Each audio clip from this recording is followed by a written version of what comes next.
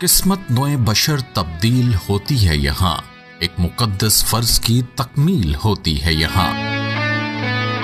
1400 तालीमी इदारों पर मुश्तमिल government education sector Gujarat quality education का अज़म लिए वज़ीर आला पंजाब के विजन पढ़ो पंजाब बढ़ो पंजाब की अमली ताबीर। पिछले 4 साल में हमने 5000 टीचर भर्ती किए हैं, जिनकी तलीमी काबिलियत कम अज़ कम जो MA, MSc और MPhil है, जिसकी वजह से हमारा क्वालिटी ऑफ एजुकेशन बहुत ज़्यादा इम्प्रूव हुआ है।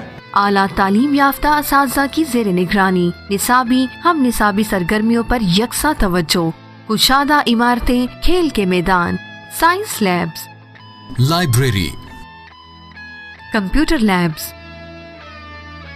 मुफ्त तालीम, फ्री कुतब।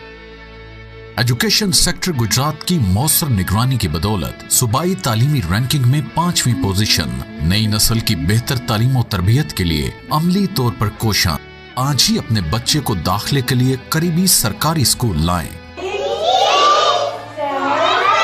हम ये क्लेम करते हैं कि पंजाब गवर्नमेंट के स्कूल्स प्राइवेट स्कूल से बहुत अच्छे हैं।